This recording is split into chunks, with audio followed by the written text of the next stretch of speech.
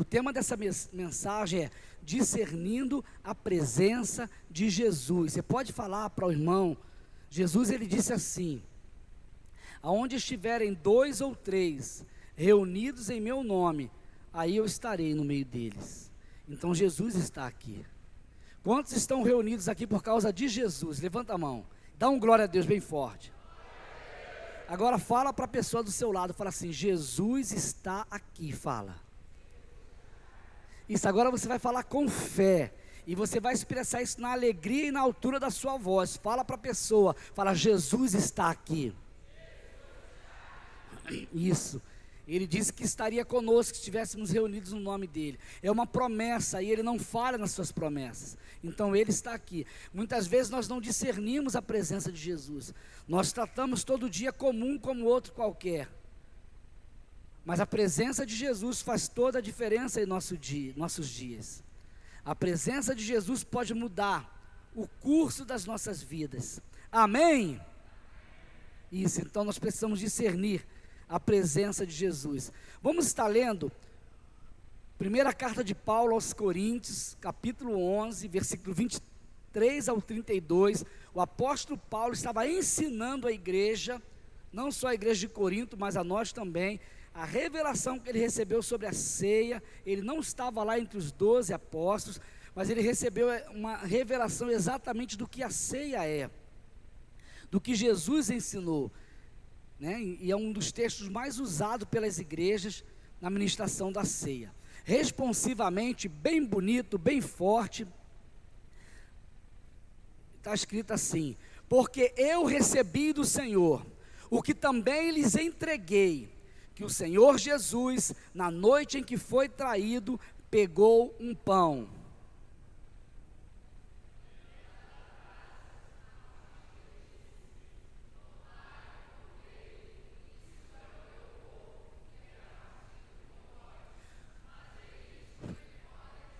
Do mesmo modo, depois da ceia, pegou também o cálice, dizendo: este cálice é a nova aliança no meu sangue. Façam isto todas as vezes que o beberem em memória de mim.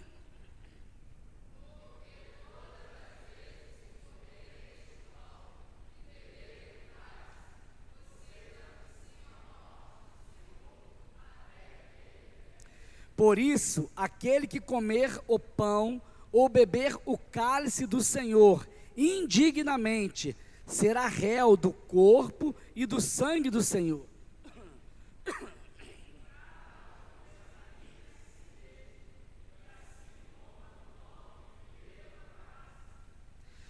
Pois quem come e bebe sem discernir o corpo, por favor, repita depois de mim: sem discernir o corpo. Pois quem come e bebe sem discernir o corpo, come e bebe juízo para si.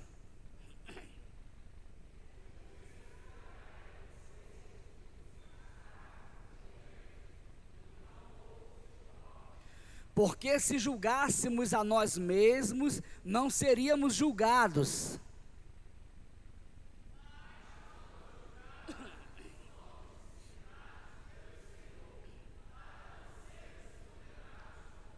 Amém. Então, eu quero falar sobre isso, eu quero destacar uns versículos que está aqui, no versículo 27, porque o tema é discernindo a presença de Jesus.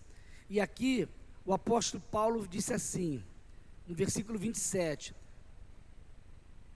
por isso, aquele que comer o pão, ou beber o cálice do Senhor, indignamente, será réu. Essa palavra quer dizer, será culpado do corpo e do sangue do Senhor. Que cada um se examine a si mesmo, e então coma e beba do cálice. Aí ele diz no versículo 29, pois quem come e bebe sem discernir o corpo, come e bebe juízo para si. Então há uma necessidade de discernirmos o corpo. A palavra discernir, coloca para mim o tema aí na tela. A palavra discernir quer dizer assim no dicionário. Nós vemos o apóstolo Paulo aqui, ele dando ênfase a isso, sobre a necessidade de discernir o corpo do Senhor, de comer sabendo o que está fazendo. A palavra discernir quer dizer perceber claramente, isso é discernimento. Quando você discerne alguma coisa, você está percebendo claramente. Perceber claramente, você notar que é algo diferente, que não é algo comum. Discernir é distinguir, discernir é diferenciar, é compreender, é perceber, é entender. Isso é discernimento. Quando eu estou discernindo algo, eu estou compreendendo, eu estou entendendo, está clareando diante de mim. Aquele que come sem discernimento, come juízo para si. Então há uma necessidade, a coisa é muito séria, e a Bíblia é tão séria que o apóstolo Paulo, quando ensina isso para a igreja de Corinto estava tratando a ceia do Senhor sem discernimento. Quando você discerne, você faz distinção, você separa, você não pode tratar comum todas as coisas. Há um pecado quando você acha que tudo é genérico e é comum. A igreja de Corinto, elas se reuniam para comer na ceia, e eles comiam, e eles esqueciam de quem chegava depois, era uma festa. Mas havia uma diferença da comunhão que eles tinham, de estar sentando junto, comendo junto, para a ceia do Senhor. Ele falou: vocês têm casa para comer. Vocês têm casa para comer. Eles estavam comendo sem discernimento. Então havia uma necessidade. Nós precisamos entender claramente. Irmãos, quando a gente está discernindo, nós vamos perceber, nós vamos discernir, entender claramente quem é Jesus, né? Porque Jesus falou assim: olha, esse pão, ele pegou, a ceia foi instituída num dia de Páscoa. Eles tinham uma mesa com muita comida, e havia pão, havia vinho. Jesus pegou um pão, um daqueles pães que estava sobre a mesa, e ele falou: este pão é o meu corpo, ele representa o meu corpo que é partido por vocês. Então nós precisamos entender, discernir isso, entender claramente quem é Jesus para nós.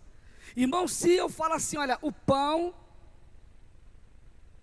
esse pedacinho de pão representa o corpo de Jesus que foi entregue no meu lugar. Se eu não discernir quem é Jesus para mim, se eu não tiver clareza de entendimento quem Jesus é para mim, esse pão não representa nada. Eu preciso compreender quem é Jesus para mim, eu preciso ter clareza. Sabe, Jesus, ele deu a vida em nosso lugar. Nós não buscávamos a Deus, mas ele escolheu entregar o próprio corpo para ser dilacerado, para morrer em nosso lugar. A Bíblia diz que o castigo que nos traz a paz estava sobre ele, e por suas feridas nós fomos sarados.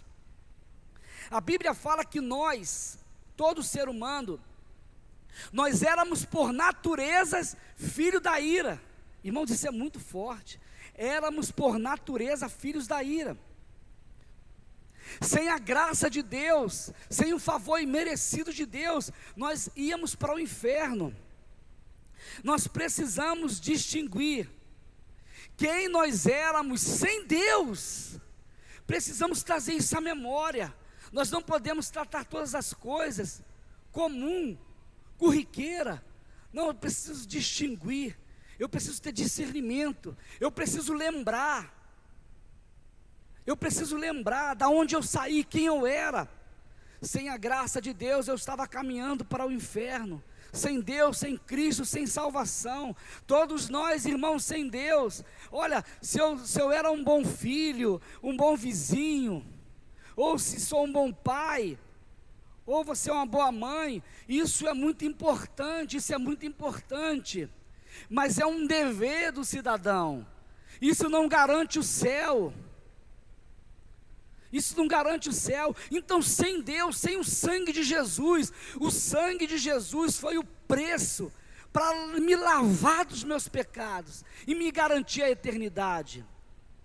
Antes de conhecer a graça de Deus, eu estava caminhando para o inferno, eu e você também.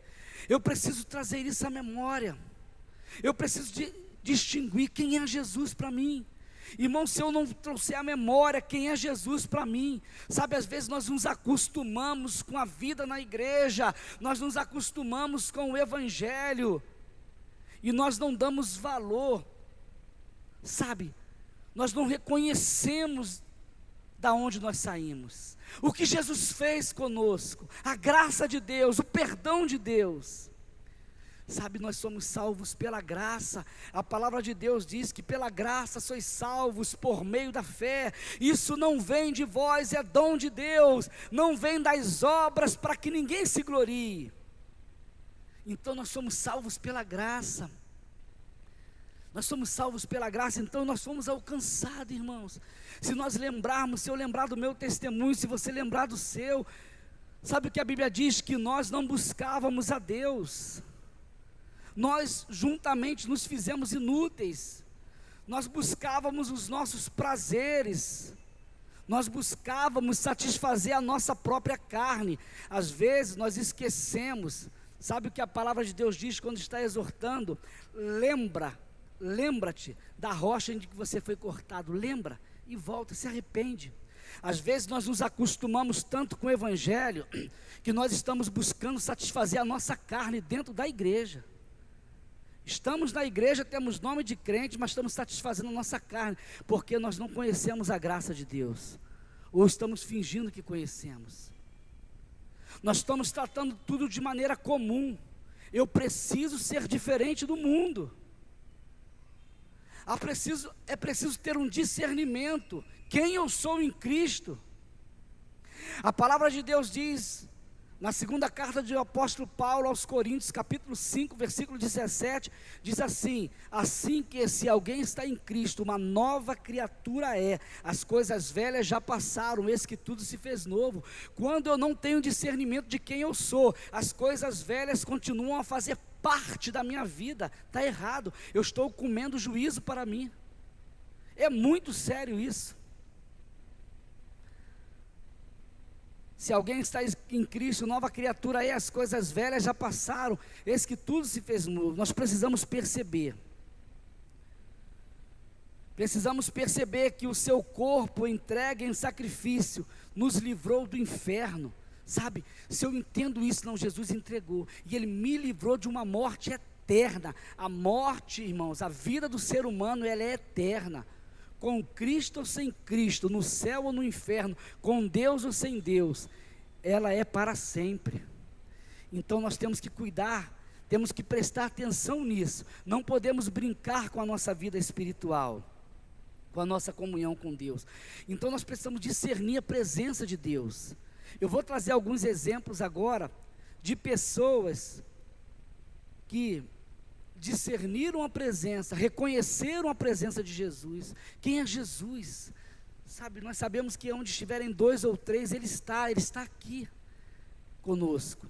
Nós vamos trazer exemplo de pessoas que discerniu a presença de Jesus, e outros que tratou Jesus como se fosse qualquer outra pessoa. Nós vemos a história do fariseu e a mulher pecadora. Eu não vou ler para nós ganharmos tempo. Em Lucas capítulo 7, versículo 32 em diante, conta uma história que um fariseu, ele convidou Jesus para comer na casa dele, para jantar na casa dele.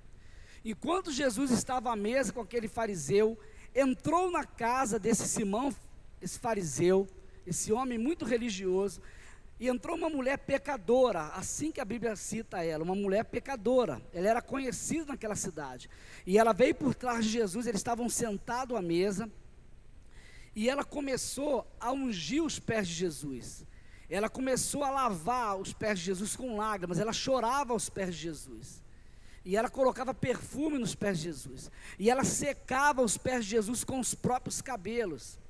E aí o fariseu, dono da casa, o anfitrião, dono da festa, ele no seu coração, ele falou: esse homem não é profeta, porque se ele fosse profeta, ele ia saber quem é essa mulher que está tocando nele, que ela é uma pecadora, ela era uma pecadora, ela era conhecida na cidade.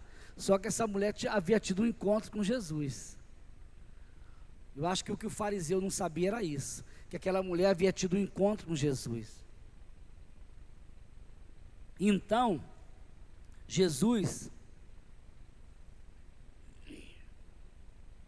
contou uma história para o fariseu. O fariseu não falou com a boca dele, mas ele pensou no coração. Ele pensou no coração. Ele não é profeta, porque senão ele ia saber quem estava ungindo. Aí Jesus chamou Simão. Vou te contar uma história. 2 homens deviam a um credor. Um devia 50 denários e outro devia 500 denários. E eles não tinham com que pagar, né? Vamos entender aqui na nossa linguagem, um devia 50 mil e o outro devia 500 mil. E eles não tinham com que pagar, não tinham condições de pagar essa dívida. Então o credor perdoou a dívida. E como eles não tinham com que pagar, o credor perdoou a dívida de ambos. Aí Jesus perguntou para o Simão: qual deles, portanto, o amará mais? Simão respondeu: penso que é aquele que perdoou a quem mais Jesus perdoou. Aí Jesus falou: você julgou bem. O que mais foi perdoado é o que mais amou. O que mais foi perdoado, mais amor. Você julgou bem. Aí Jesus falou para o Simão assim, e voltando-se para a mulher, Jesus olhou para a mulher e falou assim, voltando-se para a mulher, Jesus disse a Simão: você está vendo essa mulher? Quando entrei aqui em sua casa, você não me ofereceu água para lavar os pés. Esta, porém, molhou os meus pés com lágrimas e os enxugou com os seus cabelos. Você não me recebeu com um beijo na face. Ela, porém, desde que entrei, não deixou de me beijar os pés. Você não ungiu a minha cabeça com óleo, mas esta, com perfume, ungiu os meus pés. Por isso afirmo a você que os muitos pecados delas foram perdoados, porque ela muito amou, mas aquele a quem pouco se perdoa, pouco ama. Então, irmãos, para Deus, para garantir a nossa salvação, não existe pecadinho, nem pecadão. Pecado é pecado e vai levar para o inferno, se a pessoa não tiver um encontro com Jesus, porque o arrependimento, o sangue de Jesus nos lava do pecado. Mas independente da quantidade de pecado, se um peca muito ou peca pouco, sem Jesus esse pecado leva para o inferno. Mas Jesus estava falando do reconhecimento da mulher. Jesus estava falando do reconhecimento. Aquela mulher, ela antes não era mais pecadora do que aquele fariseu, mas ela se sentia assim. Ela tinha uma gratidão, ela tinha um reconhecimento, havia nela um reconhecimento do que Jesus fez para ela. Já o Simão, ele estava na casa de Jesus, convidou Jesus para ir jantar com ele, mas ele era muito bom aos olhos dele mesmo. Aos olhos dele mesmo, ele não precisava de Jesus, ele era um religioso apenas. Havia um costume em Israel de quando a pessoa entrava na casa, um convidado entrava na casa, eles lavavam os pés, trazia água, lavava os pés do convidado. O Simão não fez isso com Jesus. Ele tratou Jesus como uma pessoa qualquer. E ele saudava, quando a pessoa chegava na casa, havia uma expectativa, uma alegria, e ele saudava com um beijo, com o ósculo santo, era costume dele. Nós aqui no Brasil, a maior parte é apertando a mão, mas eles tinham o costume de dar um beijo na face. O Simão não saudou. O Simão, ele não discernia quem estava na casa dele, era uma pessoa comum que ele convidou, talvez para entrevistar, talvez para descobrir alguma coisa, talvez por curiosidade pelo que ele vinha fazendo em Israel e nas cidades vizinhas. Mas aquela mulher, ela discerniu, ele é o meu Salvador. Aquela mulher havia tido um encontro com Jesus, o encontro tinha mudado a vida dela, havia uma gratidão no coração dela. E desde que Jesus entrou naquela casa, ela se dobrou, ela se curvou e ela não parava de chorar nos pés de Jesus. Aí havia um sentimento, um discernimento, irmão, Jesus está aqui, sim ou não? Sim ou não? Qual é a nossa expectativa por saber que Jesus está no lugar?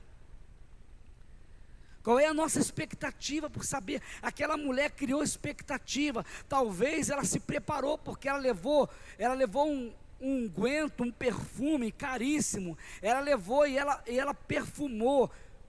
O Simão não jogou óleo, perfume na cabeça de Jesus, mas ela jogou, ela derramou, ela quebrou o alabastro, e ela derramou nos pés de Jesus. Ela se preparou para aquele momento, era um perfume muito caro. Talvez ela tenha ouvido falar, o mestre vai almoçar na casa de Simão. Ela certamente não era bem-vinda naquela casa, porque aquele dono da casa chamou ela de mulher pecadora. Mas ela criou uma expectativa, ela se preparou para aquele momento. E a expectativa, quando ela viu Jesus na casa, ele entrou por trás. Jesus estava sentado à mesa, e ela se curvou e começou a chorar nos pés dele. Ela aproveitou aquela oportunidade de estar junto do mestre, aos seus pés. Então ela discerniu aquele momento. Nós precisamos discernir, irmãos. A presença de Jesus, ela é muito preciosa. Hoje nós temos o Espírito Santo. O Espírito Santo, ele é Deus, é a pessoa de Deus, mas ele é sensível. A palavra de Deus fala que nós podemos extinguir, nós podemos apagar a presença do Espírito Santo em nós. Nós podemos entristecer, sabe, uma visita, quando ela é mal recebida numa casa. Eu não sei se você já foi mal recebido numa casa. Você não vê a hora de ir embora. Agora, quando você é recebido gostoso, você é bem recebido, dá vontade de ir ficando, sim ou não? Sim ou não? Então, Jesus não foi muito bem recebido pelo Simão. Era algo natural que tinha que acontecer. O Simão tinha que dar água para ele lavar os pés, tinha que receber. Simão nem saudou. Foi assim. Pode entrar, senta aí. Quem estava ali era o dono do universo, era o Criador de todas as coisas. Nós precisamos discernir a presença de Jesus, precisamos reverenciar a presença de Jesus. Às vezes nós tratamos comum, acostumamos no Evangelho, e começamos a tratar comum. Outro exemplo que eu quero dar de pessoas que reconheceu a presença de Deus. Existem dois homens na Bíblia, um chamado Abinadab e o outro chamado Obed-edom. Abinadab e Obed-edom.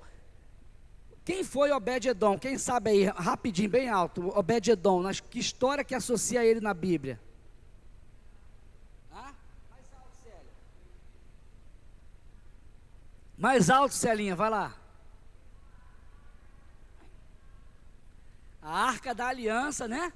Ficou na casa dele. Então, o Obed-edom, ele é bem conhecido nosso, é parceiro nosso, muito conhecido, né? A arca ficou na casa dele. Israel, irmãos, ele fazia parte do culto dos judeus, eles tinham uma arca da aliança. Essa arca não era facilmente vista pelos judeus, porque havia um tabernáculo, uma tenda, um tabernáculo, e a arca ficava no Santo dos Santos. Havia um pátio, havia um lugar santo, e havia um lugar santo onde ficava a arca da aliança. Ela ficava ali dentro, e o sumo sacerdote entrava ali para oferecer o sacrifício, e ele via a arca. Um dia, Israel estava em guerra, e os filhos de Eli, que eram homens maus, homens carnais, perversos, eles eram sacerdotes, mas eram maus. Eles pegaram a arca da aliança, tiraram do tabernáculo, fez como se fosse um amuleto, levou a arca para o meio da guerra, como se fosse um amuleto para ali derrotar os filisteus. Mas eles morreram na guerra.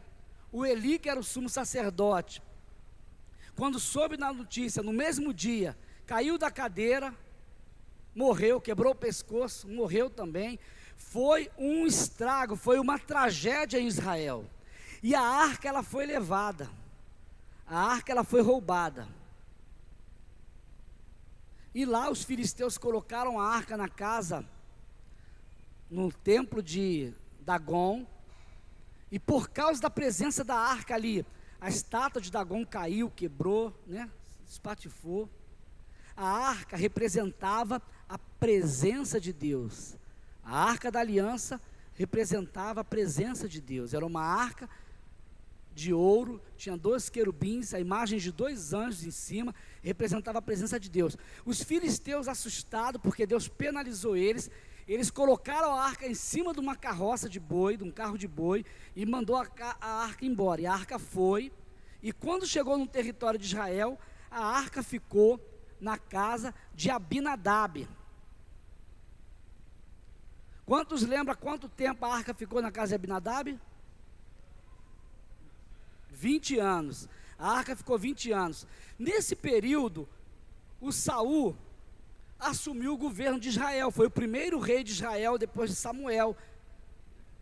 Samuel era liderado por juízes. Aí Saul foi o primeiro rei. O Saul liderou sem a arca. Ele governou Israel sem a presença de Deus, sem a arca da aliança que representava a presença de Deus. Aí quando o Saul morreu, o Davi, ele assumiu o reinado.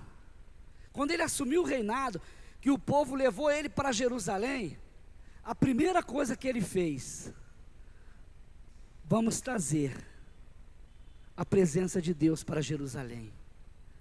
Vamos trazer a arca para Jerusalém. Foi a primeira coisa que veio no coração de Davi. Precisamos trazer a arca. E ele preparou mais de 30 mil homens. Mais de 30 mil homens. E eles foram buscar a arca na casa de Abinadab. E quando eles pegaram a arca, eles colocaram a arca num carro de boi. E foram levando a arca para Jerusalém. E de repente a arca ameaçou cair. Uzá, o filho de Abinadab, o filho de Abinadab tentou segurar a arca, aparentemente fazendo uma coisa boa. O boi tropeçou, a arca ia cair, ele segurou. O que aconteceu com ele? Ele foi fulminado, ele morreu. Deus feriu Uzá, por causa da irreverência dele, e ele morreu. Davi ficou muito triste, muito aborrecido, porque Deus feriu Uzá. Ele só tentou segurar a arca para ela não cair. Mas será, irmãos? Será que ele foi ferido exatamente? Será que a irreverência dele foi exatamente só por causa daquele momento? Como que esse jovem tratava a arca? Como que esse jovem tratava a presença de Deus dentro da casa dele? A arca passou 20 anos na casa dele. Ele certamente era uma criança quando a arca chegou lá. Ele cresceu vendo a arca. Ele se acostumou com a arca. Aquela arca passou a ser um objeto comum na casa dele.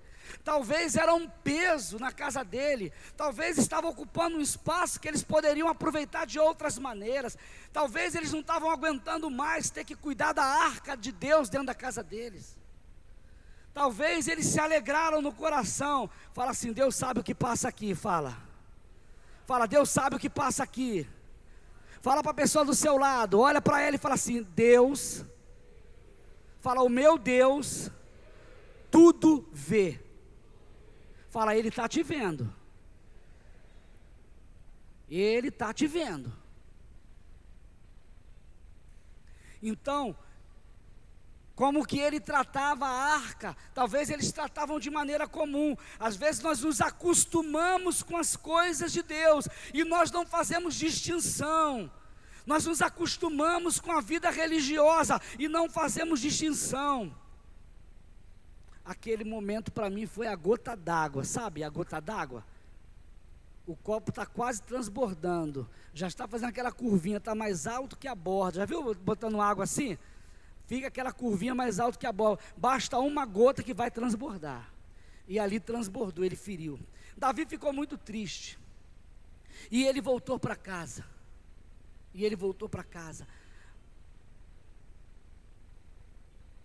Eles foram buscar a Deus. Se aqueles homens que estavam guardando a arca, eles tinham que ter consultado. Davi tentou trazer a presença de Deus, da maneira que os filisteus levaram a arca. Na Bíblia, na palavra de Deus, na lei, existe a maneira correta de como trazer a presença de Deus. Estava escrito ali qual era a família que tinha que carregar a arca. Ela tinha que ser transportada nos ombros dos levitas. Havia a maneira correta de transportar a arca. Davi foi com um carro de boi, ele foi com uma grande festa, mais de 30 mil homens, mas ele foi da maneira errada. Irmãos, Deus tem a maneira dele. Nós não podemos lutar com as armas do inimigo. Fala assim depois de mim: tem que ser do jeito de Deus. Fala. Não pode ser do jeito deles lá fora. Deus tem a maneira dele, Deus tem o jeito dele. Davi estava fazendo uma coisa de boa intenção no coração. Eu vou trazer a arca para Jerusalém, eu vou trazer para Jerusalém a presença de Deus. Mas não basta boa intenção, tem que fazer direito, tem que fazer do jeito de Deus, até na hora de lutar. Davi aprendeu isso. Quando ele foi lutar com o gigante, o Saul, para debochar dele, deu a armadura. A armadura de Saul nunca vai caber em Davi. Aquilo foi um deboche. Davi abriu mão daquela armadura e lutou com as armas que Deus tinha para ele. Fala para a pessoa do seu lado: lute com as armas de Deus. Existem pessoas que estão querendo vencer o problema com o coração cheio de mágoa. Estão rancorosos de tal maneira que desejam ver o outro morrer. Isso é uma arma, mas não é a arma de Deus. Não é a arma que Deus tem para nós. Deus tem as armas dele, e as armas de Deus nos garantem vitória. As armas de Deus garantem vitória. E as armas de Deus são as mais loucas e incompreendidas por esse mundo. Na hora do ódio, Deus fala: perdoa, liberta, solta as cordas. São as armas de Deus. São armas loucas para esse mundo que nós estamos vivendo. O sistema não aceita as armas de Deus, mas Deus tem a maneira dele. Deus tem a maneira dele. Deus vai colocar armas nas suas mãos. Lute com as armas de Deus. Davi tentou trazer da maneira que os filisteus, irmãos, aonde ele estava com a cabeça? Aonde ele viu isso em Israel? Aonde ele leu isso? Botar a arca num carro de boi. Ninguém esboçou isso para ele. E esses camaradas, a família de Abinadab, que estava cuidando da arca, eles tinham que ter instruído o rei, já que passou lá em Jerusalém, quando eles estavam preparando aquela carroça de boi. Quem fez isso foi os filisteus. É o mundo que faz dessa maneira. Você não deve fazer da maneira do mundo. Eu não devo fazer da maneira do mundo.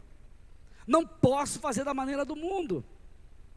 E já que passou no filtro lá, passou pelo exército dele, por aqueles levitas que estavam cantando, passou de todo mundo. Aquele camarada que estava 20 anos com a arca, ele disse: não, mas não é dessa maneira que Moisés escreveu.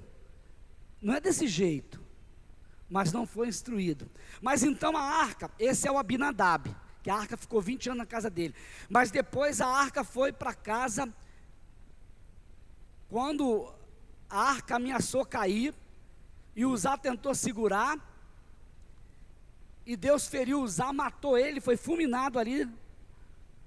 Aí a arca já estava certamente mais próximo da casa de Obed-edom.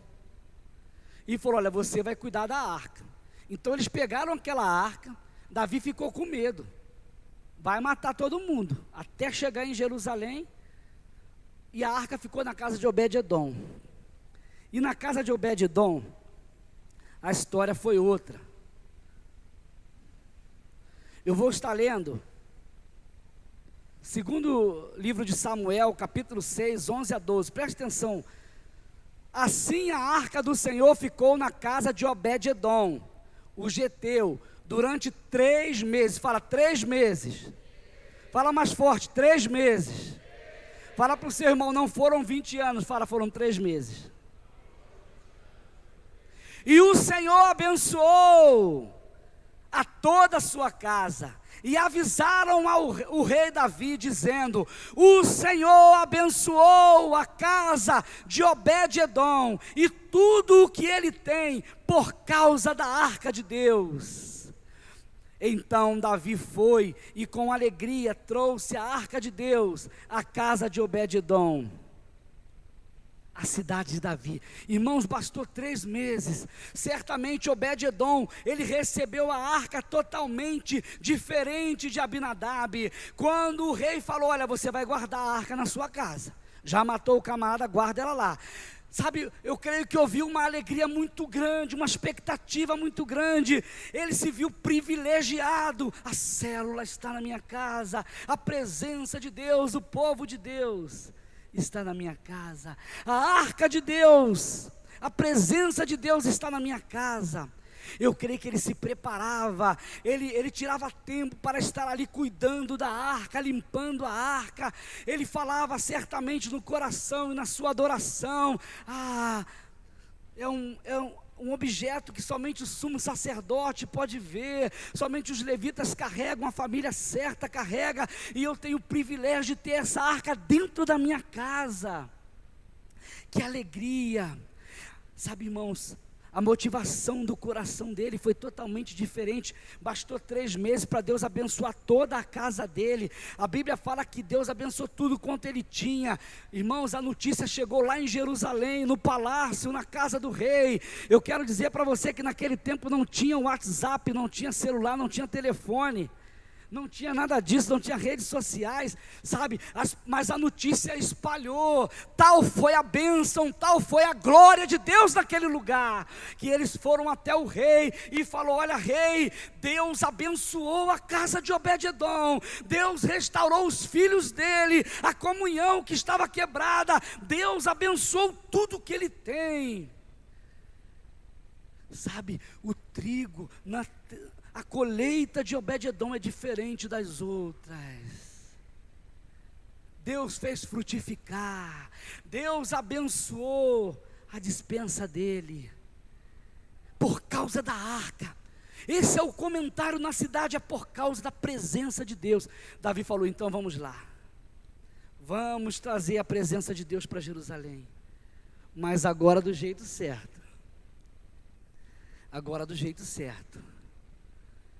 Eles foram até lá, irmãos, a arca veio no ombro dos sacerdotes, do jeito que Deus exterminou. Deus tem o jeito dele, sim ou não? Deus tem a maneira dele, Deus tem o jeito dele.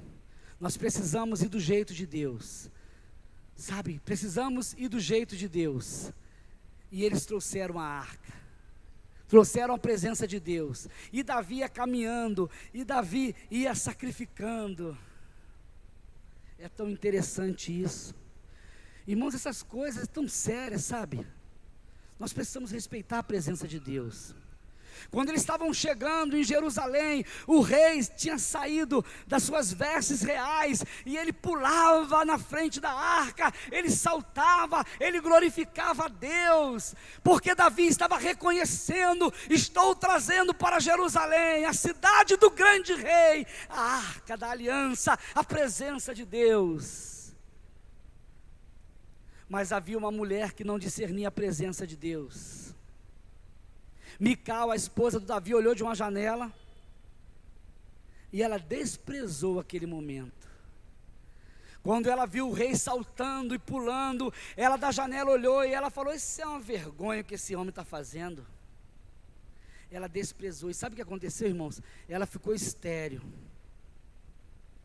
Ela ficou estéril. Ela ficou estéril.